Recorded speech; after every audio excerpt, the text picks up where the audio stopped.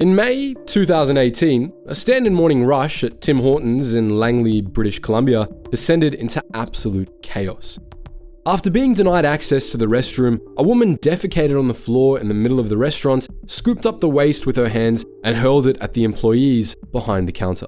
A woman is under investigation after cameras captured her getting into a heated argument with staff. The video of the incident went viral immediately, making headlines around the world.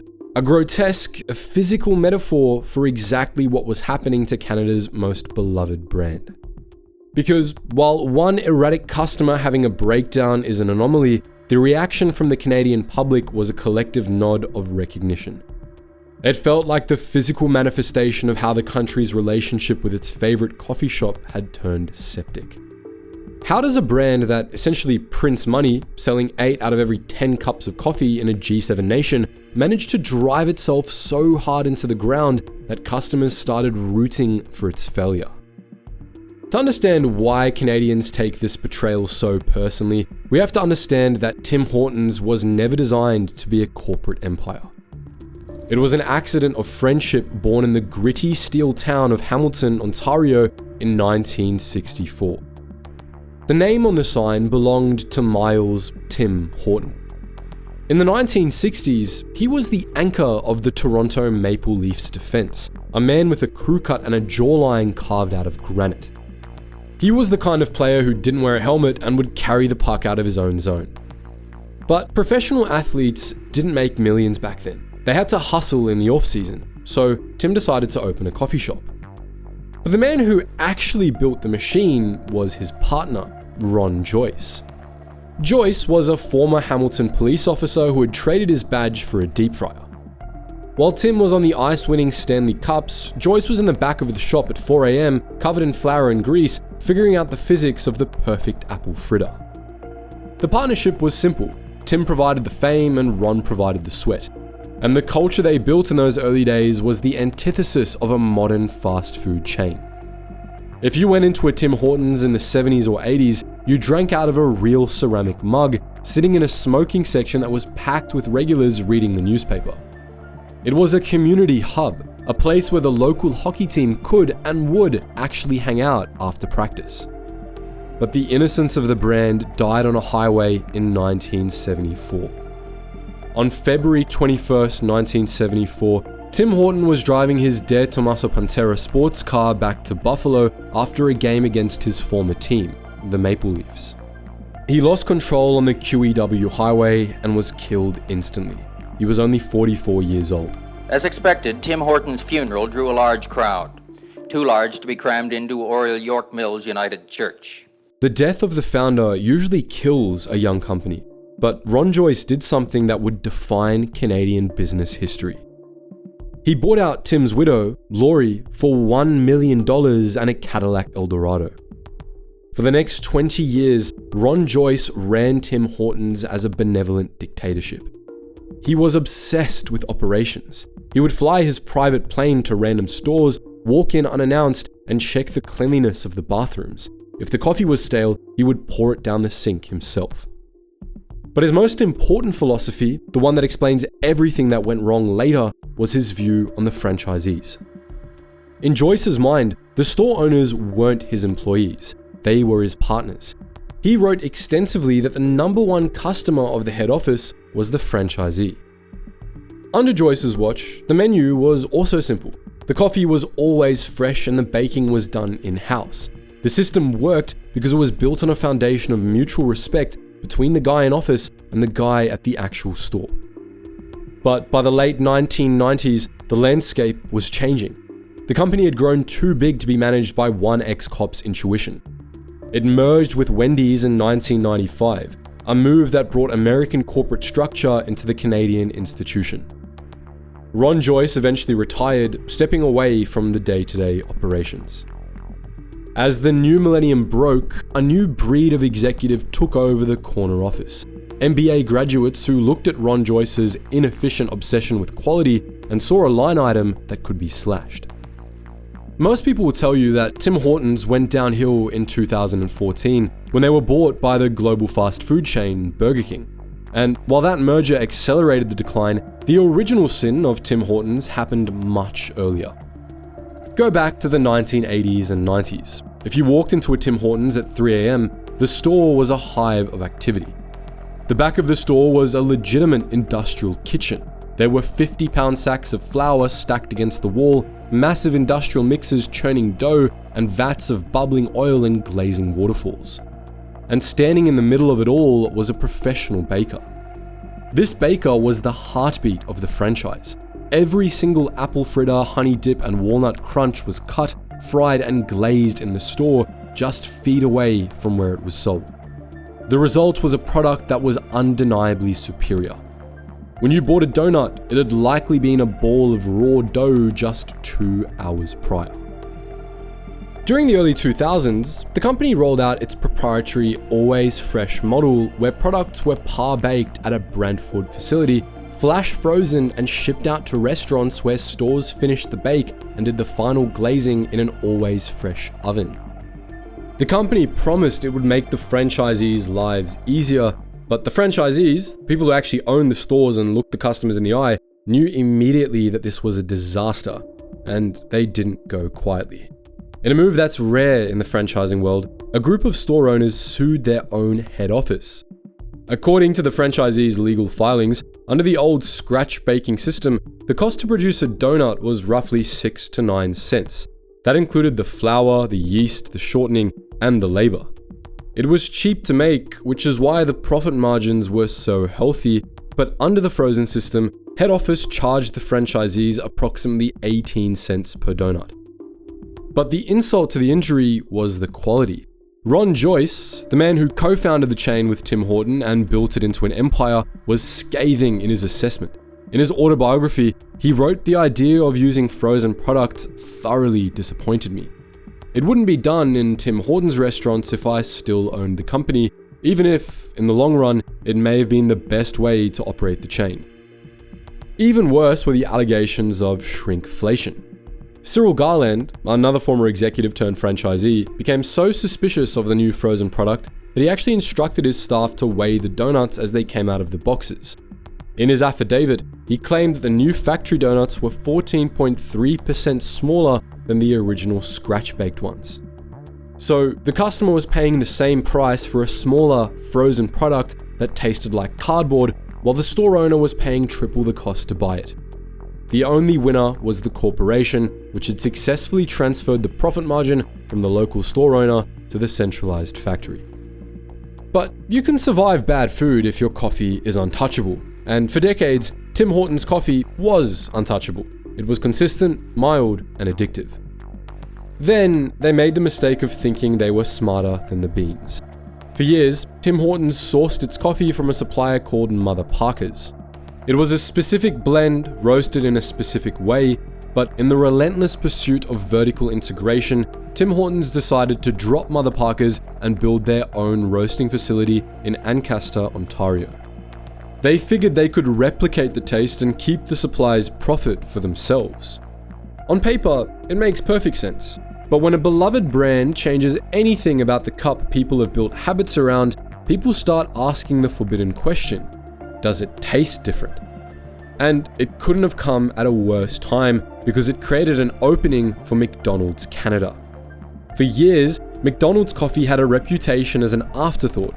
You bought it because you were stuck, not because you were loyal. Then, McDonald's rebuilt the coffee program from the inside.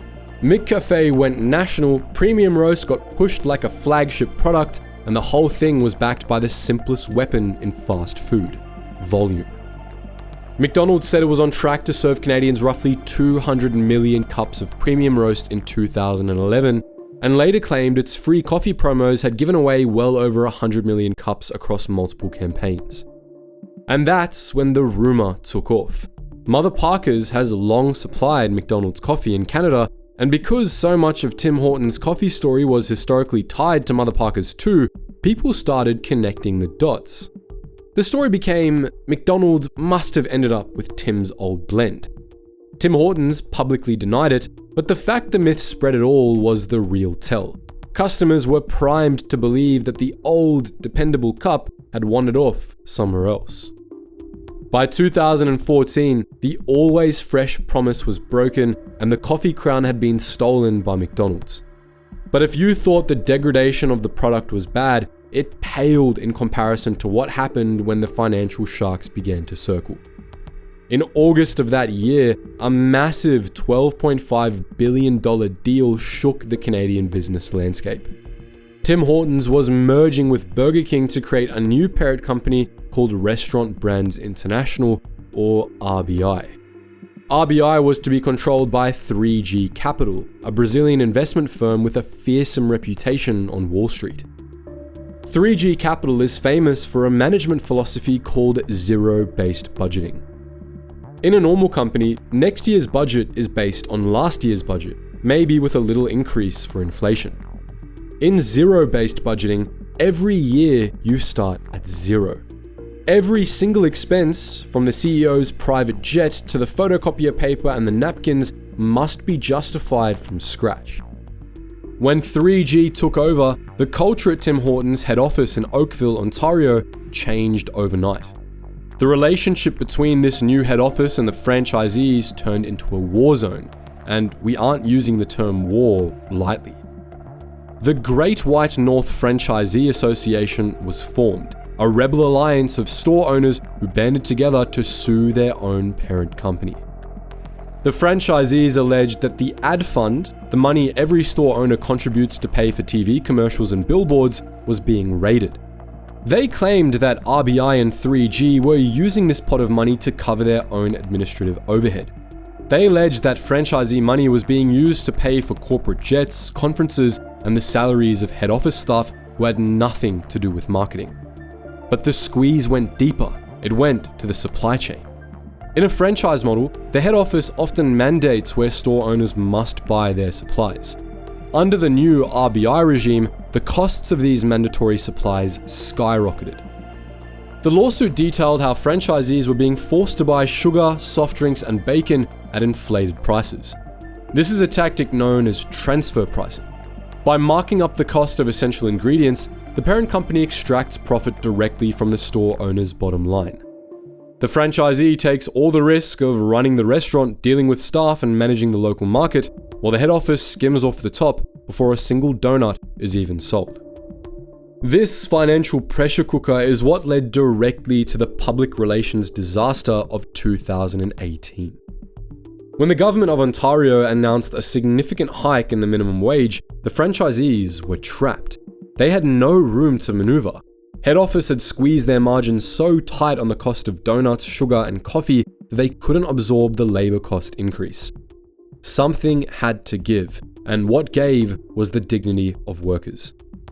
In January 2018, a letter went out to employees at a Tim Hortons in Cobourg, Ontario. It informed them that, due to the minimum wage hike, their paid breaks were being eliminated. It stated that employees with less than 5 years of service would now have to pay 75% of their own health and dental benefits. After 9 years at Tim Hortons, this supervisor has given her notice. She says the changes brought in over the new minimum wage were just too much. They were announced in a letter. Protests erupted.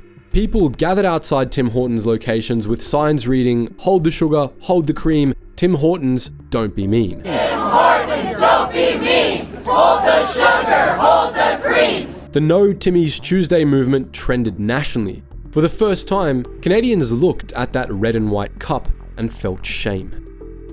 At this point in the timeline, the brand was fighting a war on two fronts.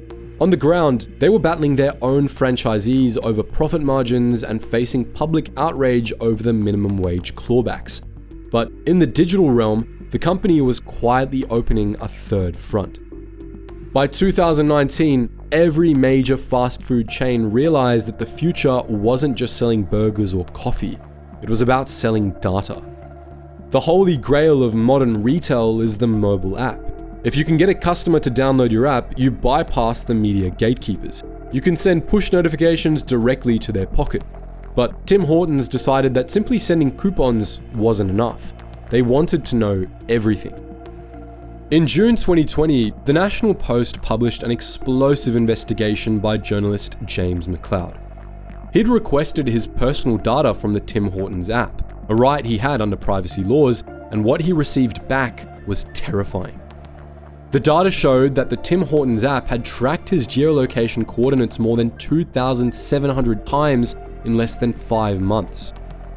The revelation triggered a joint investigation by the Privacy Commissioners of Canada, Quebec, British Columbia, and Alberta. Their official report found that Tim Hortons had integrated a piece of code, a software development kit, from a third-party American surveillance company called Radar Labs. The investigation revealed that Tim Hortons and Radar Labs were actively building behavioral profiles.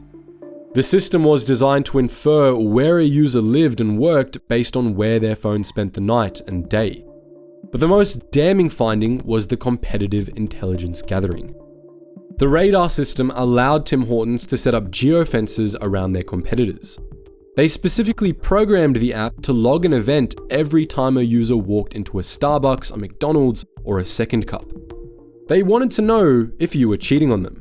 They were harvesting vast amounts of sensitive, granular data about the daily movements of millions of Canadians to determine if they were buying coffee from the enemy. Crucially, the app misled the users. On the permissions screen, the app asked for access to location data and stated it would only be used while the app was open. But the investigation found that this was effectively a lie. The app was designed to continually ping the GPS in the background, meaning it was watching you even when your phone was locked in your pocket and you hadn't thought about Tim Hortons for days. The Privacy Commissioner ruled that Tim Hortons had violated privacy laws and broken the trust of the Canadian public. The fallout was a class action lawsuit that resulted in a settlement where the company offered eligible users a free coffee and a baked good. Yeah. While the lawyers were busy fighting off privacy regulators, the operations team was in the middle of a full-blown panic attack. Remember, they'd already lost the coffee dominance to McDonald's, so the executives at RBI decided that if they couldn't be the best coffee shop, they would try to be everything else.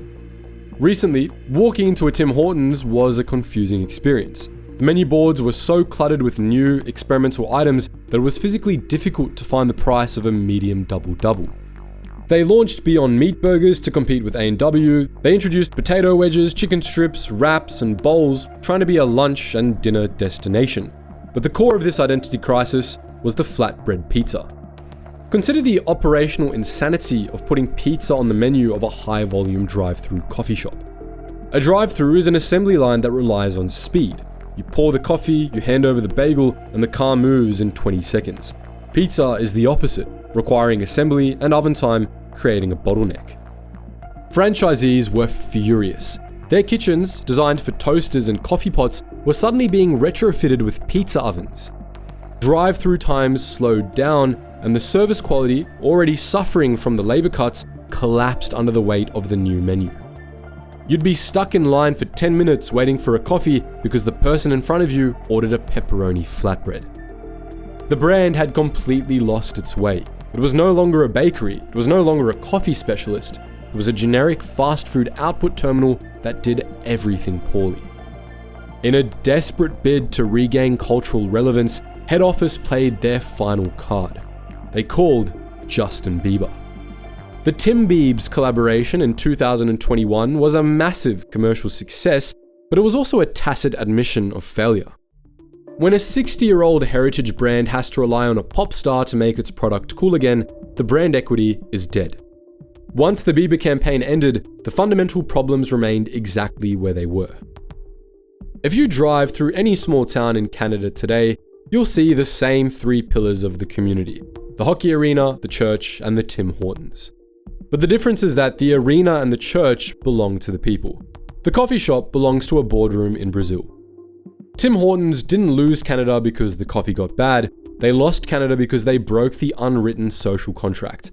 They took politeness for weakness, and they took loyalty for stupidity. But what do you think? Do you still go to Tim Hortons out of habit? Do you remember the taste of the old cakes from the 90s? Or have you moved on for good? Let me know all that and more in the comments section below. And thank you guys so much for watching, and we hope to catch you in the next one.